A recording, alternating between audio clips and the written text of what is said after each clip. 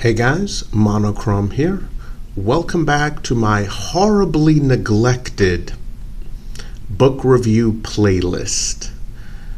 Those of you who have been with me for quite a while might remember when I promised to start this playlist. There's only been literally a couple of books on it, and well, unfortunately, although I planned on doing more book reviews, a couple of things got in the way. One, most of my collection of books are still in storage.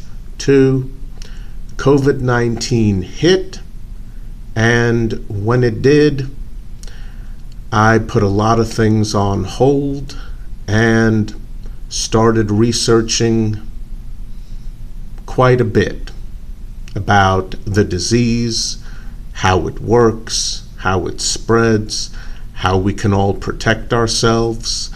That's why I have a rather surprising number of videos on my channel with regards to masks. In fact, my most popular video on my entire channel is one of my mask videos. So apologies that this playlist has been horribly neglected. I do plan on once again uploading at least a few more book review videos. Today we're looking at this one. It's a how-to manual.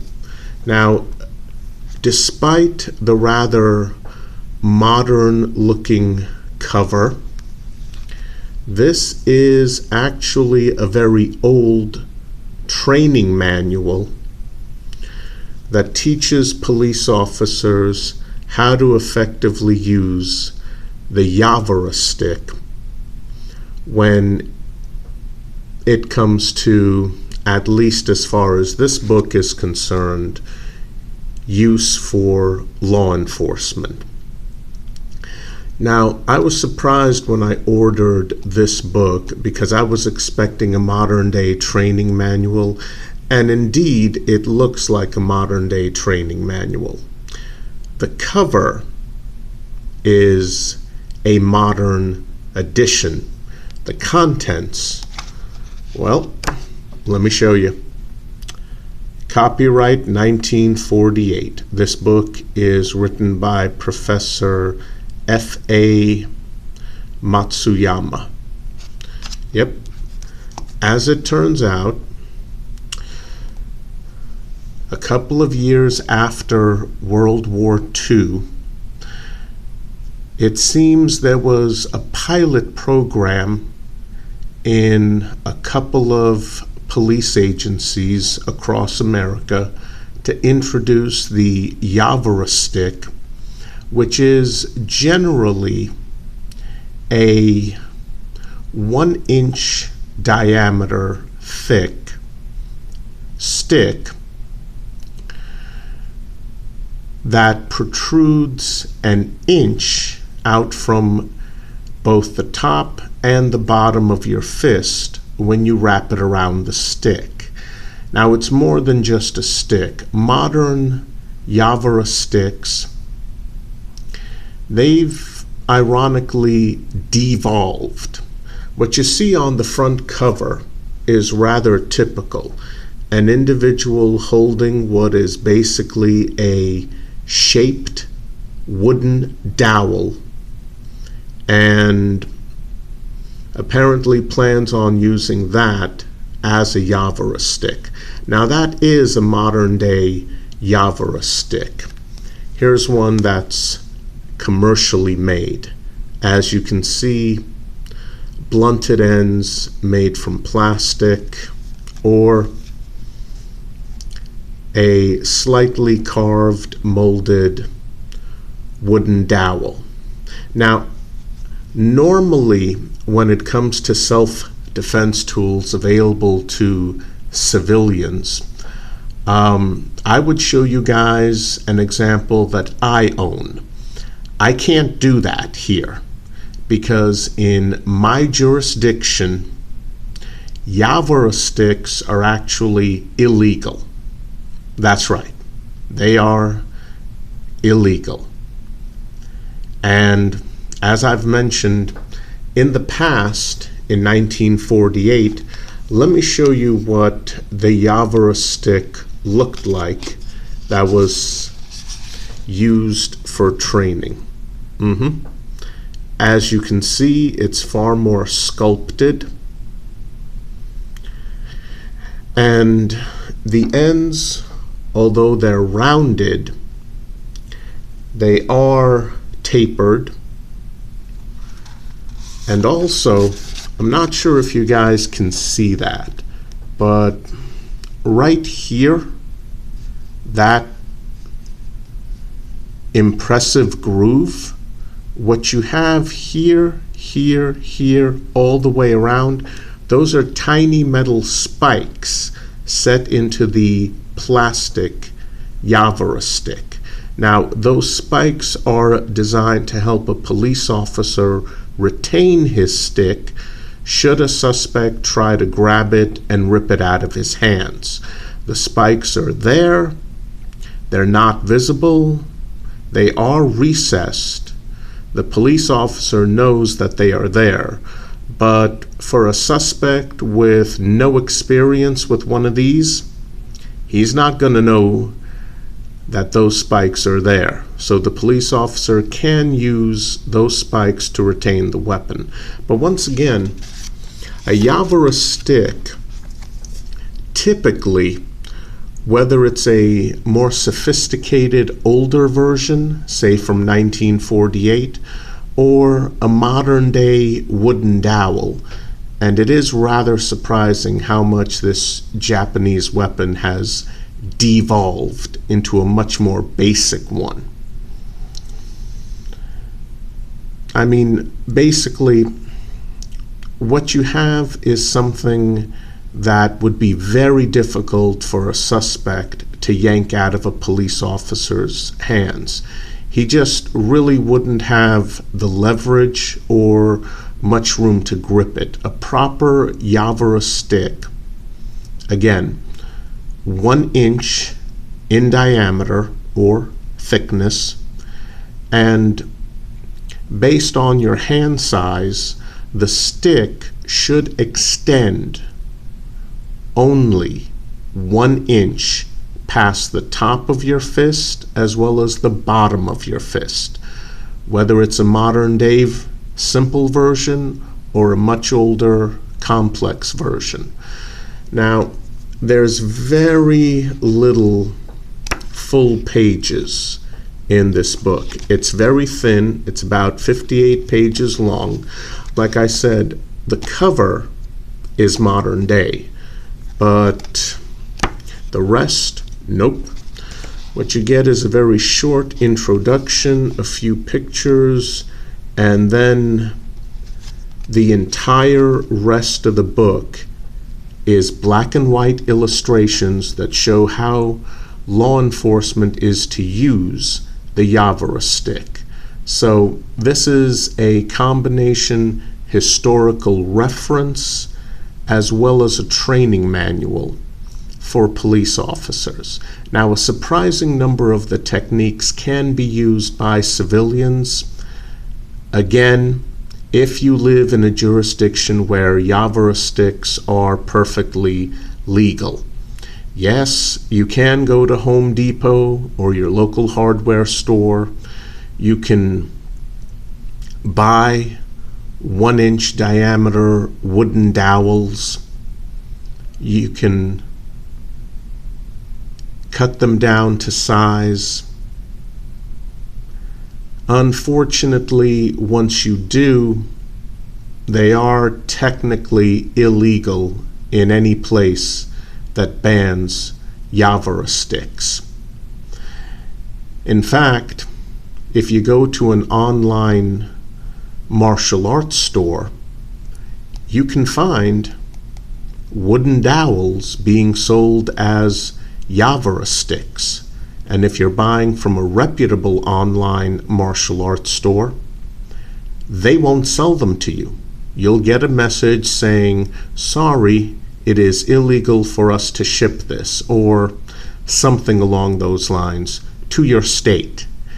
Now, if you go online to Home Depot's website and you want to buy 1-inch wooden dowels of varying length, they'll send them to you because those are labeled wooden dowels.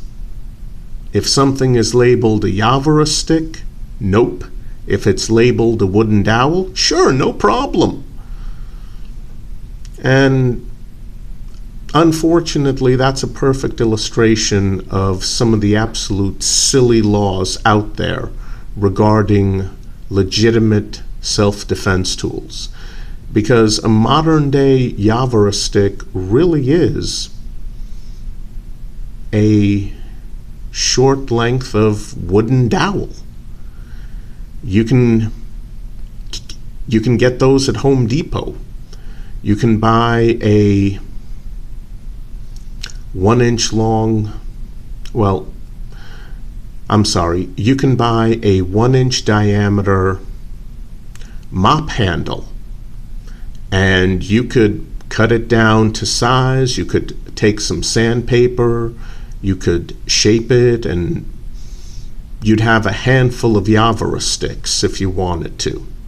Problem is, you do that, you're breaking the law.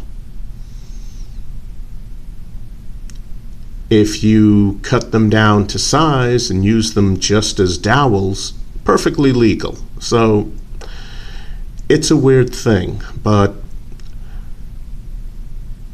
here's the thing. I advocate on my channel staying legal, and that is very, very important. There are other self-defense options out there, even in my jurisdiction, that for some reason has banned Yavara sticks. There are other options out there which are surprisingly similar and more effective for self-defense, but okay, the Yavara stick is recognized as a traditional Japanese martial arts self-defense weapon. So I guess that makes the lawmakers in my jurisdiction a bit nervous, and they decided to ban it. So sorry guys, I don't have my own Yavara stick. Now I can buy a book that teaches how to use a Yavara stick because this is protected under the First Amendment. But I can't actually create one. I can't actually display one for you because that's illegal, but a book that teaches how to use one, perfectly legal under the First Amendment. And quite frankly, that's how it should be. Now, getting back to the book, since it's copyrighted 1948, are there any issues with the book? Well, yes. Not too many, though, ironically. The biggest one, I'd say, are the illustrations. I mean, they are just too dark. Some of them are fine. All of the illustrations are in black and white, but some, yeah, just too dark, too fuzzy. Can't always tell what's happening. The lighting clearly wasn't professionally done with those black and white photos. So that's one issue. You can't always tell exactly what's going on. Second issue, rules are very different for police officers now than they were back at the end of World War II. Back then, you could do things with an unruly suspect that nowadays will get you fired and cost you your pension. Back in 1948, okay, You had to tune up a suspect a bit. Oh, he's got a broken arm. Oh, well, he should have stopped resisting. Nowadays, police brutality. Sorry, you need to resign or we're firing you. There goes your pension. So that's the thing. And some of the instructions for how to use a Yavara stick were written with that much earlier mindset in mind. Now, one of the things I do need to mention is that personally, I'm not exactly sure if Professor Matsuyama,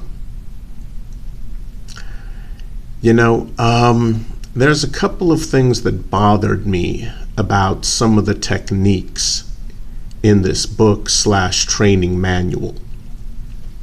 Now, there are several times, there are several times when the author mentions using the Yavara stick, again, the version with tapered ends, to hit a suspect in the Adam's apple or throat. And he mentions it casually. No. One of the first lessons you learn when you study what works and what doesn't in the real world when it comes to self-defense is that if you're going to hit someone in the throat with a blunt object with a tapered end, what's going to happen is, more than likely, their throat is going to swell up, they're not going to be able to breathe, they're going to pass out, and without immediate medical attention, they're going to die. So congratulations. Now you're facing a manslaughter charge, if not a murder charge, depending on the circumstances that caused you to hit the individual in the throat. Now, it doesn't matter if the Yavara stick is blunted on both ends. It doesn't matter if it's an old-fashioned Yavara stick like this one, but especially this one. You hit someone in the throat with either one of those blunt ends or in the Adam's apple. Yeah. That person better have a gun or a knife pointed right up against your gut for you to have done that, because that's lethal force. And that's treated like a joke by this professor in this book. So that's one huge issue that I have. The slightly poor photography, that is nothing in comparison to that piss poor bit of advice.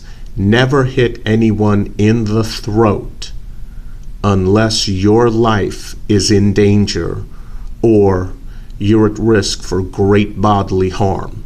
Because if you're gonna go for the throat with a blunt object, you're going to be looking at a murder charge, possibly manslaughter. Depending on the circumstances, your life better be in huge jeopardy. You better be in risk of losing your life or suffering great physical trauma to your body that could be life-threatening. If not, never go for the throat. Never. And the way this author just casually treats that is rather disturbing. So, overall, do I recommend this book? Well, I can see why the pilot program for equipping police officers with Yavara sticks failed. I mean, it is a short book, but it depends on the suspect doing certain things and the police officer responding in certain ways with his Yavara stick. And that's a problem.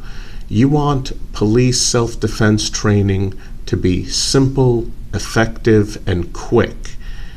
It doesn't need to be complicated. If you make it complicated, like what you find in this book, it's not going, well, it's just not going to become part of police procedure. And nowadays, people think of Yavara sticks. They do not think of standard issue police equipment. So the pilot programs failed because there's just too many techniques involved. Now, as a historical reference, I do recommend the book. In terms of learning a bunch of different Yavara stick techniques, sure, no problem. But other than that, I really can't recommend it. Thankfully, most of what's taught in the book, the terminology can still be applied to modern day. One thing, apparently, the funny bone back then was referred to as the crazy bone. But other than that, this book is easy to follow along. Some of the techniques aren't, but again, as a historical reference, as a way of learning numerous techniques with the Yavara stick, this book might be worth picking up. How to Use the Yavara Stick by Professor F.A. Matsuyama. Again, don't go for the throat unless your life is in danger. Okay guys, that's it for today. I hope you enjoyed this video. I'll see you in the next one. Please stay safe.